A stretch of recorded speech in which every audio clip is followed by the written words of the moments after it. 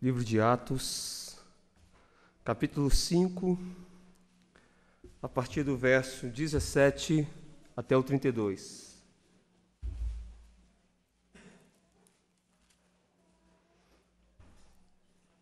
Isso, vamos nos colocar de pé.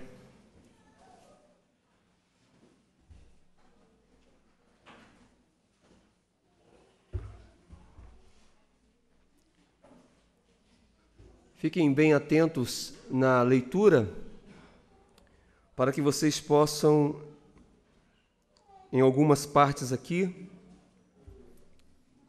alternar juntamente comigo. Diz assim a palavra do Senhor,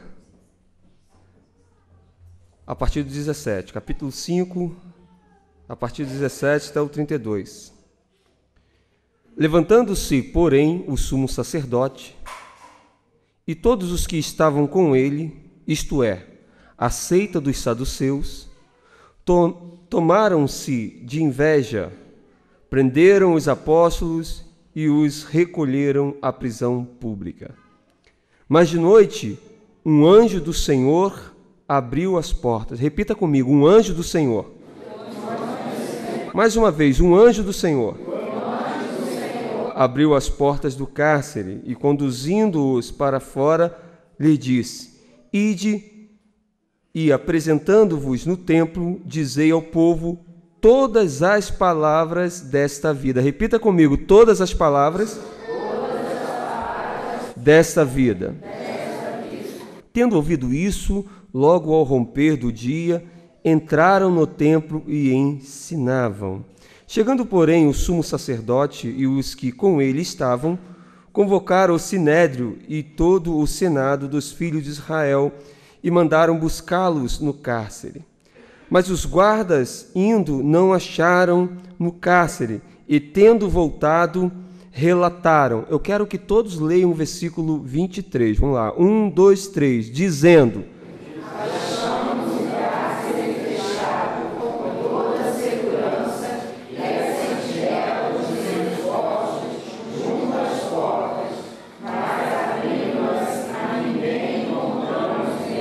Quando o capitão do templo e os principais sacerdotes ouviram essas informações, ficaram perplexos a respeito deles. Repita comigo, ficaram perplexos a respeito deles. E do que viria a ser isto? Nesse interim, alguém chegou e lhes comunicou: Eis que os homens que recolhestes no cárcere estão no templo, ensinando o povo. Nisto, indo o capitão e os guardas, os trouxeram sem violência, porque temiam ser apedrejados pelo povo. Trouxeram-nos, apresentando-os ao sinédrio, e o sumo sacerdote interrogou-os, dizendo: Expressamente vos ordenamos que não ensinasseis nesse nome, contudo, enchestes Jerusalém de vossa doutrina e quereis lançar sobre nós o sangue desse homem. Então Pedro e os demais apóstolos afirmaram: Antes importa obedecer a Deus do que aos homens. Repita isso comigo. Antes importa obedecer a Deus do que aos homens. Vamos ler agora todos juntos, do 30 até o 32. O Deus de nossos pais ressuscitou a Jesus, a quem vós mataste, perdonando a ele. Deus, porém, com a sua destra, exaltou a príncipe e salvador, a fim de conceder a Israel o arrependimento e a remissão dos pecados.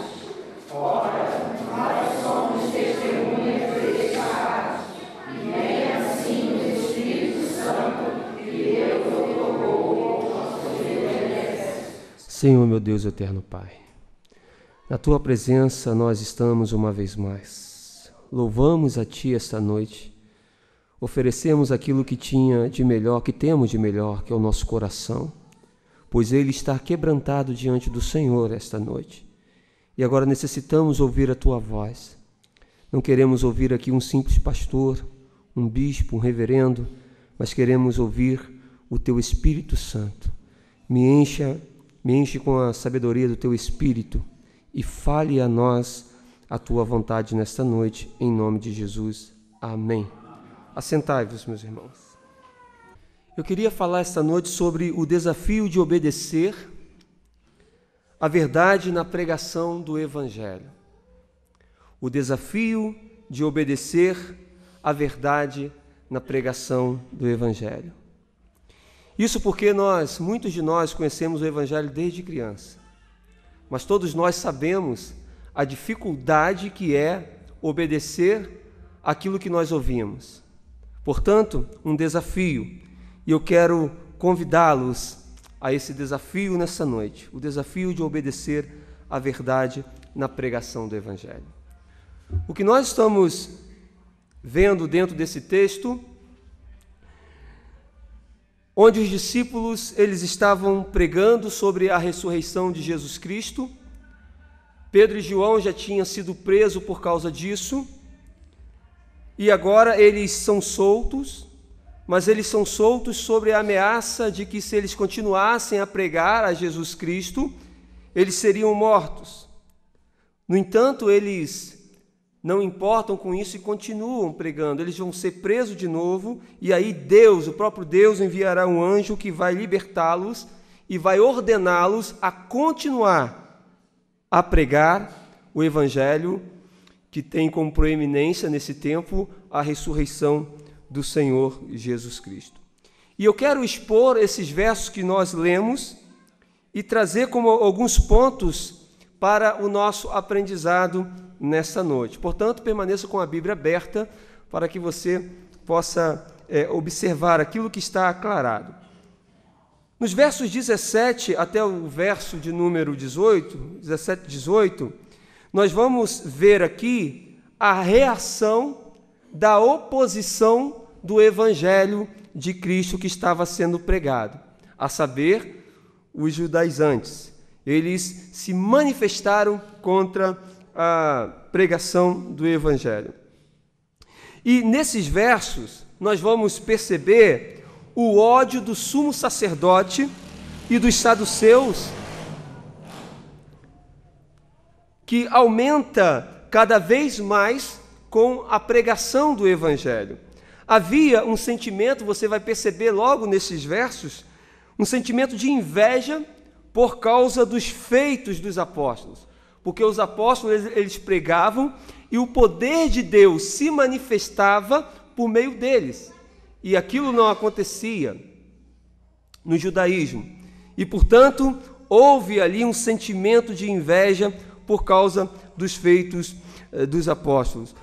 O que a gente vai perceber aqui também, em segundo lugar, é que havia uma preocupação em relação à pregação deles, porque eles tinham pavor daquilo que estava sendo anunciado e denunciado por meio da pregação daqueles homens. E a gente vai perceber que, por causa disso, todos os apóstolos, eles são presos e postos na cadeia durante uma noite, para serem então interrogados pelo sinédrio de manhã. Vamos ver mais uma vez o texto onde os versos dizem isso. Levantando-se, porém, o sumo sacerdote e todos os que estavam com ele, isto é, a seita dos saduceus, tomaram-se de inveja, prenderam os apóstolos e os recolheram à prisão pública. Então a gente vê aqui, nesses primeiros versos, a reação da oposição contra o Evangelho. Quando nós pregamos a palavra de Deus, quando nós pregamos a verdade, muitas vezes existe a reação da oposição daqueles que são contra o Evangelho de Cristo. Agora, nos versos 19 e 20, eles nos dizem assim: mas de noite, um anjo do Senhor abriu as portas do cárcere e, conduzindo-os para fora, lhes disse: ide, e apresentando-vos no templo, dizei ao povo todas as palavras desta vida. O que a gente percebe aqui nestes 2 versos é a providência divina sobre eles. Aqueles apóstolos, todos eles, foram presos por estarem pregando a palavra de Deus, e agora não só Pedro e João, como da outra vez, mas todos os apóstolos. No entanto, o Senhor providencia a libertação daquela cadeia, enviando o anjo para libertá-lo. E quando nós falamos de providência de Deus, é preciso saber que providência de Deus não se trata daquilo que nós clamamos ou pedimos a Deus e Deus então resolve nos dar por causa da oração que nós fazemos. Providência de Deus não é isso, porque Deus é soberano e Ele decreta todas as coisas. Portanto, providência é algo que já está decretado por Deus para as nossas vidas. Isto é, quando você ora por uma bênção do Senhor, por um milagre de Deus e você recebe, aquela oração que você fez não foi você mesmo que fez, foi o próprio Espírito Santo que te impulsionou a fazer aquela oração, porque já estava nos propósitos de Deus te abençoar daquela forma. Então é bom que a gente entenda, porque às vezes pessoas pensam que se você orar positivamente, se você pensar muito positivamente naquilo que você quer, aquilo vai acontecer na sua vida, mas só vai acontecer na sua vida aquilo que Deus decretou que acontecesse. Portanto, quando eu e você oramos, nós precisamos orar e descansar no Senhor, na certeza de que Ele tem o melhor para nós. O nosso querido irmão Abimael, Abimael, falou hoje aqui de manhã sobre a sua enfermidade, e ele não ora pela cura, mas ele ora pela vontade de Deus ser feita na vida dele. E essa deve ser a nossa oração com fé. Quando nós estivermos passando por qualquer luta, quando nós estivermos passando por qualquer dificuldade, como esses apóstolos estavam, nós precisamos confiar, descansar no Senhor, porque a sua vontade será cumprida na nossa vida. E quando o texto aponta para eles continuarem a pregar sobre esta vida, perceba que a ordem de Deus para eles é que eles continuassem a pregar o Evangelho de Cristo, porque eles estavam vivendo agora na graça. Cristo veio, pagou pelo preço do pecado, nos salvou, e agora é um novo tempo, não é mais aquela velha vida, não é mais aquele tempo de sacrifício, não é mais aquele tempo do judaísmo, mas é um novo tempo aonde nasce a igreja de Cristo no Novo Testamento. E era isso que os apóstolos estavam pregando, e Deus manda com que eles continuem a pregar. Agora perceba que nesses versos que nós lemos, a palavra está dizendo que Deus enviou um anjo para libertá-los daquela cadeia. E é importante a gente ressaltar que o anjo aqui não significa necessariamente um anjo divino que desceu do céu. Isso porque a palavra anjo no grego, ângelo, essa palavra, na verdade, ela pode significar simplesmente mensageiro, né? Você vai perceber que em Lucas existe essa palavra anjo, né? Ângelos no grego, lá em Lucas capítulo 7, versículo 24, também em Tiago capítulo 9, versículo 52, Tiago capítulo 2, versículo 25, e Lucas capítulo 9, versículo 52, mas com o sentido de ser um agente humano e não uma pessoa divina, né? Então, tudo indica nesse texto que o anjo que está sendo falado aqui é um mensageiro, é uma pessoa humana que adentrou aquela cadeia e abriu aquela cela e passou esse recado para os apóstolos. Aí pode ter sido um policial que se converteu, um dos guardas que se converteu, ou pode ser alguém que tinha amizade ali e que foi convertido e então foi usado por Deus. Agora a gente vai perceber no verso 21 que ele diz assim: tendo ouvido isto, logo ao romper do dia, entraram no templo e ensinavam. Então os apóstolos foram libertos da cadeia, receberam a ordem de Deus para continuar pregando aquele evangelho, e imediatamente eles fizeram. No mesmo instante que eles saíram da cadeia, eles já foram para o templo pregar a palavra de Deus. E aqui eu destaco um terceiro ponto dentro dessa exposição, a saber, a obediência dos apóstolos a Deus. Então, eles não temeram se alguém iria ou não matá-los, se alguém iria ou não prendê-los novamente, mas eles simplesmente cumpriram o mandamento do Senhor e obedeceram a ordem de Deus. Portanto, obediente a estas ordens, os apóstolos estavam já no nascer do sol lá no templo para cumprir essa missão. No verso 22 até o 26, vamos ver o que esses versos estão nos dizendo. 22 até o 26. Mas os guardas, indo... Aliás, vou ler a parte B do versículo do 21. Eles foram para o templo pregar, né?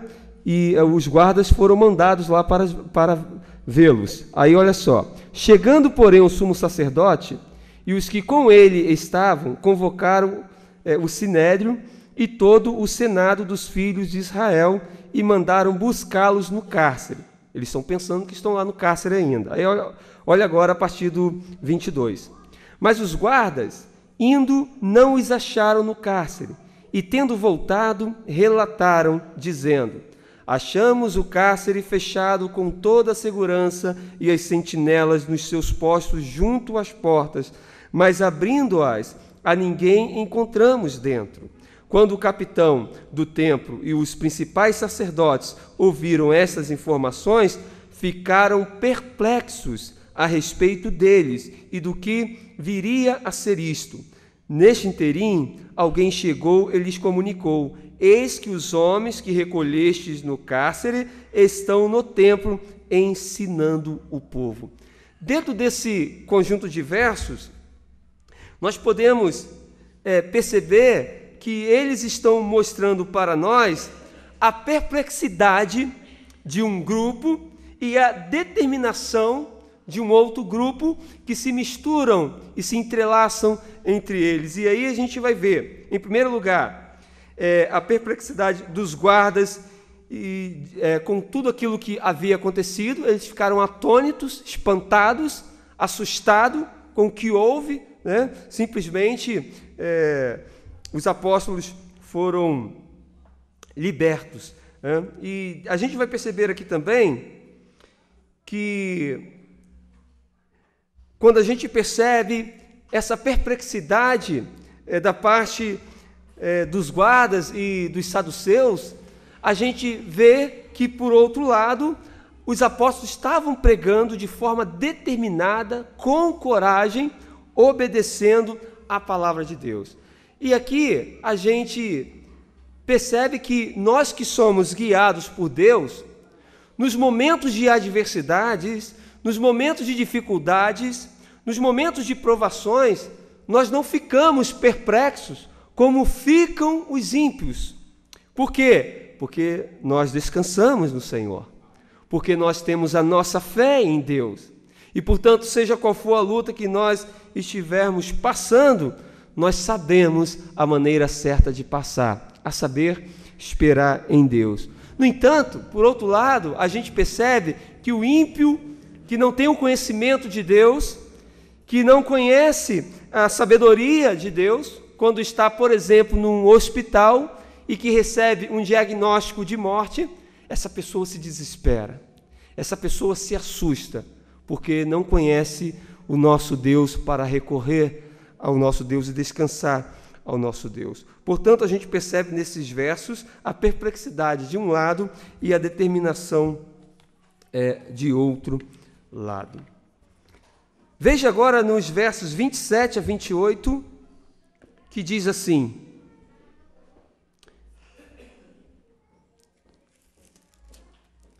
27 e 28 diz assim: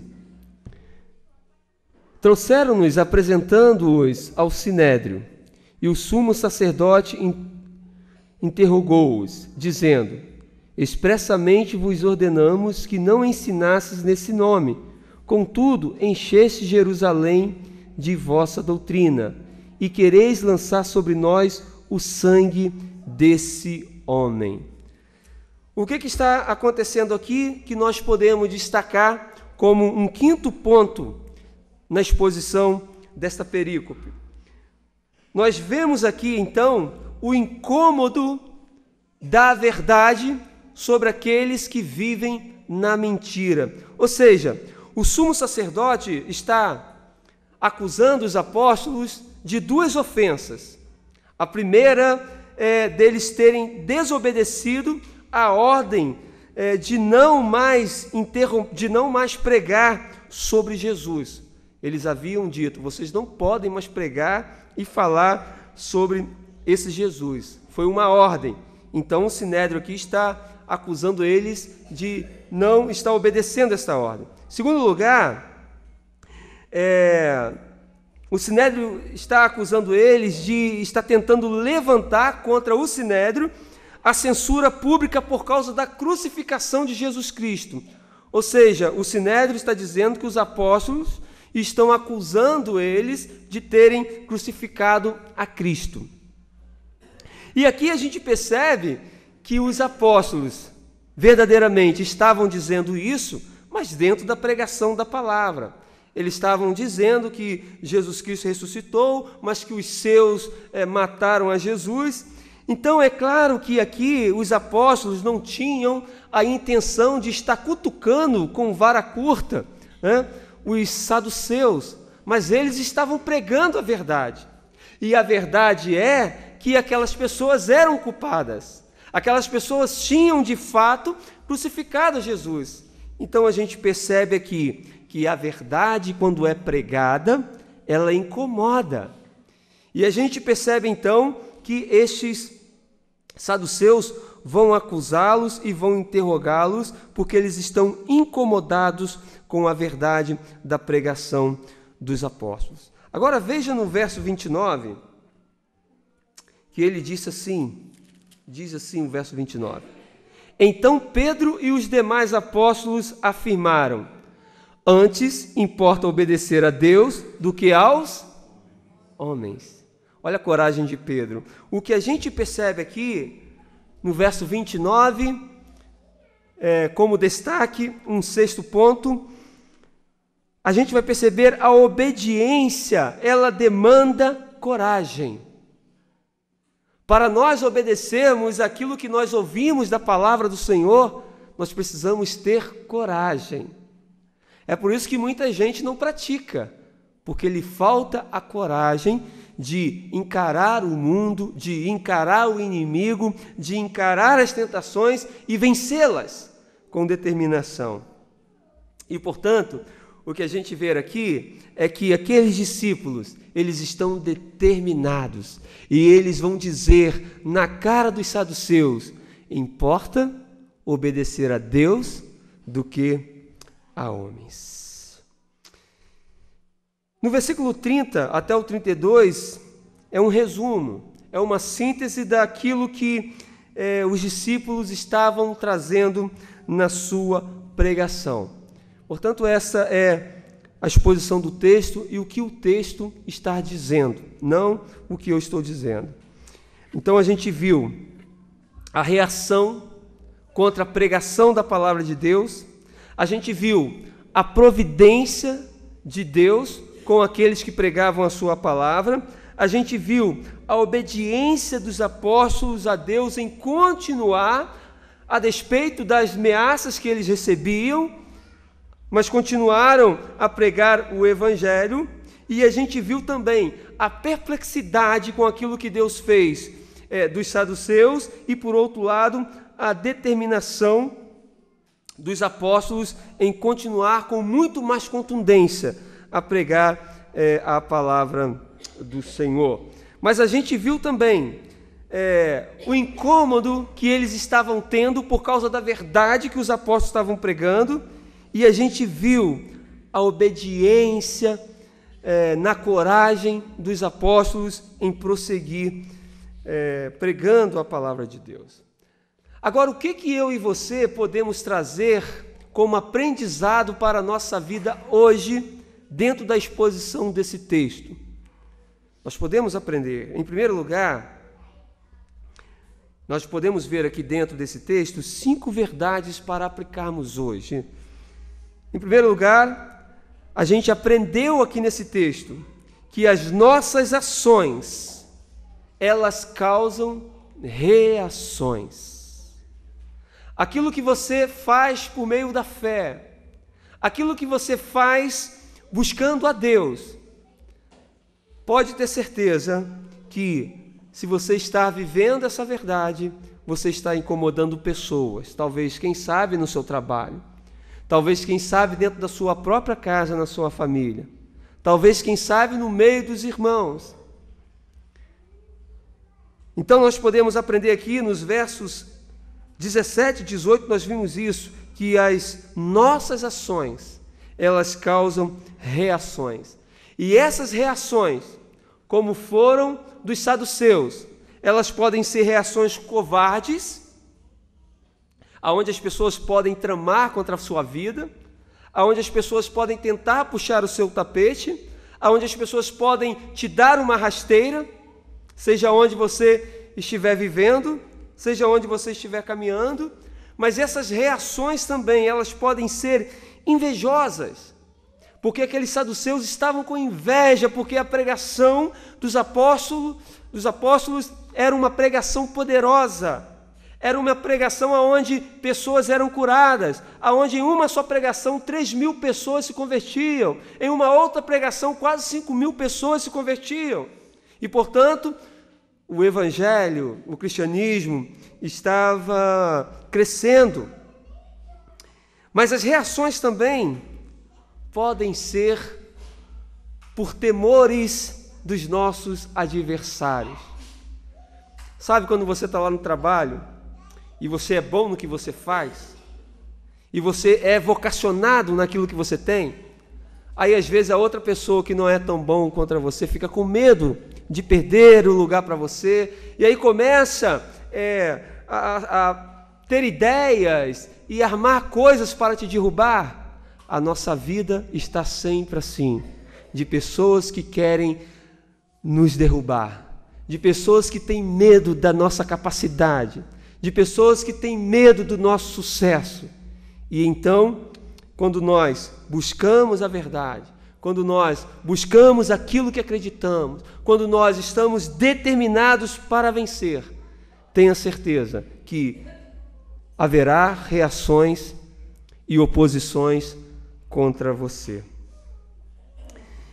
Mas nós podemos aprender aqui com esse texto, em segundo lugar, baseado nos versos 19 e 20, que podemos confiar e descansar na providência divina. Não é porque você, como eu disse, vai orar, vai pensar positivo, e vai fazer campanhas, e vai oferecer seus frutos para Deus, para receber algo em troca, ou seja, para fazer uma barganha com Deus para aquilo que você quer. Não, você precisa confiar no Senhor, descansar, porque os pensamentos do Senhor são maiores do que os nossos pensamentos. O caminho do Senhor, os caminhos do Senhor são maiores do que os nossos caminhos. A vontade do Senhor para nós, ela é boa, ela é perfeita, ela é agradável. E quando nós descobrimos isso, quando nós aprendemos isso e estamos passando por uma prova, o que nós temos que fazer é entregá-la diante do Senhor. É enfermidade? Entrega diante do Senhor. É problema no trabalho? Entrega diante do Senhor. É medo do futuro? Entrega diante do Senhor. Porque os planos do Senhor não podem ser frustrados. O meu e o seu até são. Às vezes a gente planeja uma coisa, às vezes a gente estuda para ser uma coisa, né? E quando chega lá no meio da carreira, a gente descobre que não nasceu para aquilo. E aí a gente tem que voltar e começar tudo novamente. É por isso que os jovens que estão começando devem ter certeza daquilo que quer, para não atrasarem as suas vidas.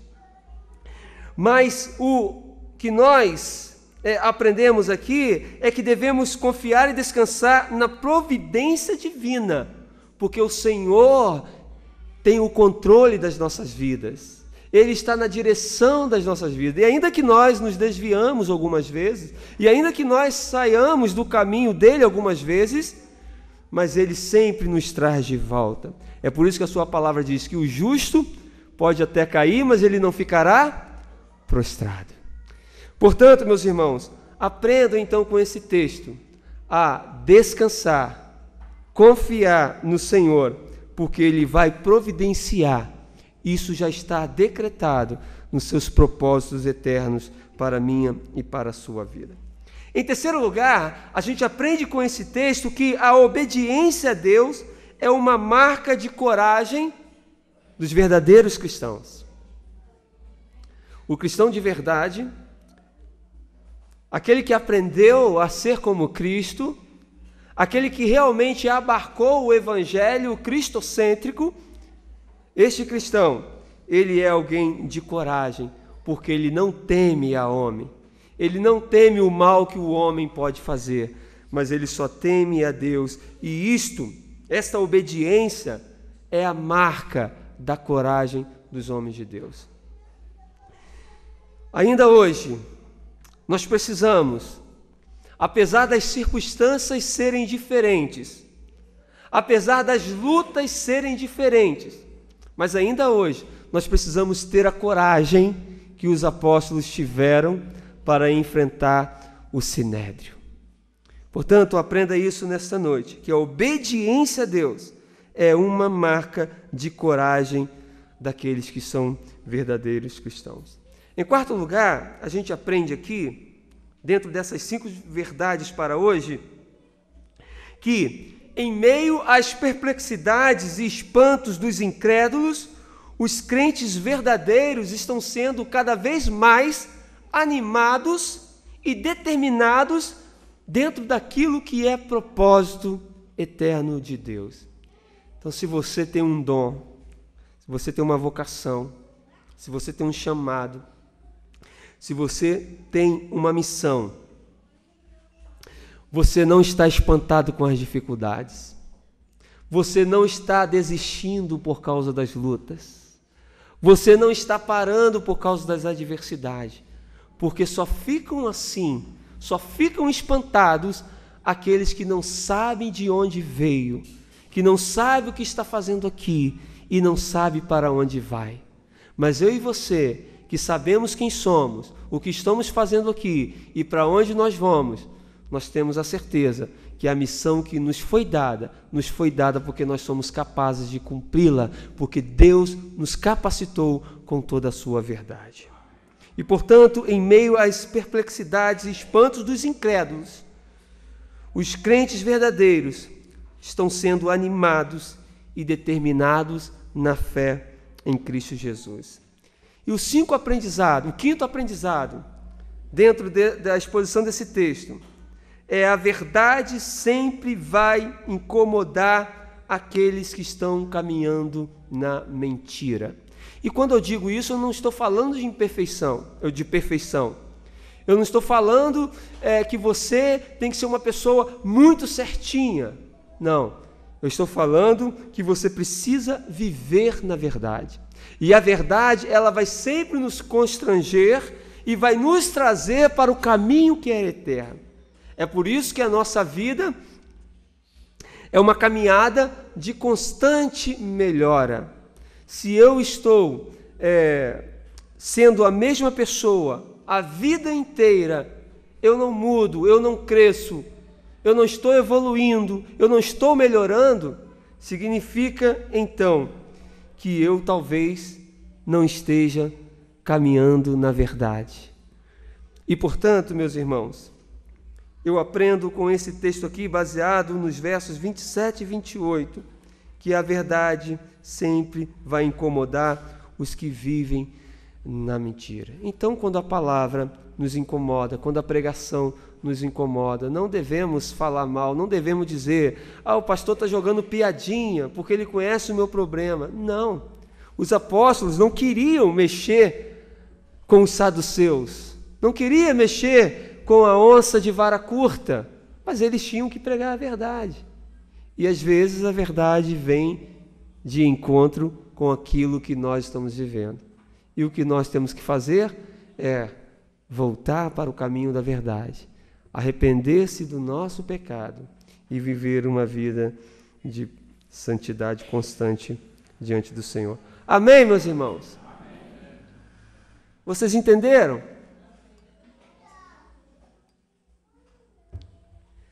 Mas não tem graça se nós não fizermos uma aplicação. Então, para você levar isso para a sua casa e viver essa palavra durante a semana, durante o mês, durante o ano e durante toda a sua vida, nós precisamos fazer algumas perguntas para o nosso coração. E a primeira delas é: você é uma pessoa valente, corajosa e pronta para obedecer a palavra de Deus conforme ela é? Ou você ouve a pregação todos os cultos, mas na outra semana você já esquece e a sua vida continua a mesma? Portanto, nós precisamos perguntar: você tem essa coragem? Você é valente para obedecer? Tem uma palavra que diz que o reino do céu é tomado à força.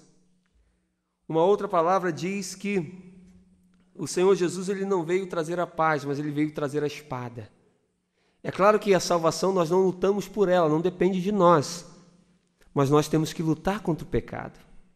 Nós temos que lutar pela nossa santificação. Portanto, todos os eleitos do Senhor, eles vão lutar, eles vão se incomodar com a mentira e eles vão buscar a verdade que importa obedecer. Portanto, obediência exige sacrifício. Obediência exige coragem, renúncia. E a fé que te faz corajoso, ela te leva a uma vida plena no caminho da verdade. E essa chamada é para os corajosos. É por isso que uma certa passagem vai dizer que os covardes não herdarão o reino de Deus. Porque para seguir a Cristo não é para qualquer um.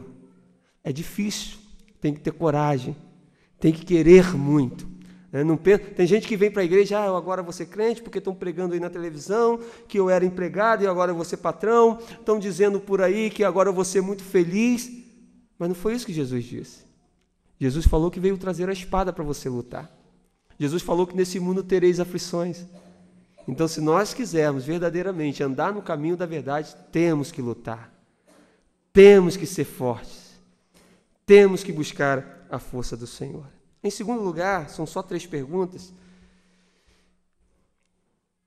Você tem tido como princípio da sua fé, da sua espiritualidade, a obediência a Deus?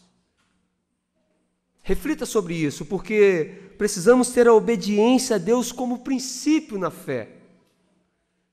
Se nós dizemos que tem fé, se nós dizemos que servimos a Cristo, mas nós não obedecemos, nós estamos tirando esse princípio que é a obediência. Foi por isso que Samuel, uma certa vez, ele vai falar para Saul: Saul, melhor é obedecer do que sacrificar. Que adianta eu estar sacrificando, você está sacrificando, vindo aos cultos, fazendo um monte de coisa, mas nós não obedecemos aquilo que é a verdade da palavra de Deus. Se nós não fazemos isso, nós quebramos o princípio cristão de obedecer a palavra do Senhor. Aqueles homens, irmãos, a gente viu no texto, eles sabiam que a obediência era esse princípio. E por isso que eles dizem dessa forma: importa obedecer a Deus do que a homens. Ou seja, eles não perguntaram para Deus: será que é seguro fazer isso? Será que não vai acontecer nada com a gente? Ou seja, o que a gente percebe nesse texto é que eles não deram crédito àquilo que poderia acontecer com eles. Será que isso vai dar certo? Mas, pelo contrário, eles disseram, não, importa obedecer a Deus. Deus sabe e vai permitir o que deve ou não acontecer conosco. Portanto, eles deixaram de lado os cálculos de segurança e decidiram obedecer a Deus. Em terceiro lugar e último, para aplicarmos, eu pergunto a você, você tem, essa é mais importante, acredito eu, para a sua meditação, você tem clareza daquilo que você é? Você tem clareza daquilo que você quer? Você tem clareza da missão, do chamado de Deus para a sua vida, daquilo que é o propósito de Deus para você? Porque nós, na caminhada com Cristo, precisamos ter uma ideia clara do nosso dever e da nossa função. É por isso que, quando nós olhamos para esse texto, nós vamos ver que eles sabiam o que eles eram. Quem eles eram? Eles eram testemunhas de Cristo. Eles eram apóstolos de Cristo. Eles contemplaram Cristo ressurreto. E, portanto, eles tinham a missão, a incumbência de cumprir aquele propósito de pregar a palavra de Deus. Portanto, você tem clareza de quem você é, do que você quer, da missão que Deus te deu e do seu chamado? Pense nisso e que Deus abençoe você. Saiba que o caminho não é fácil. Os caminhos do Senhor muitas vezes não entendemos, mas o final é de gozo, refrigério e vida eterna.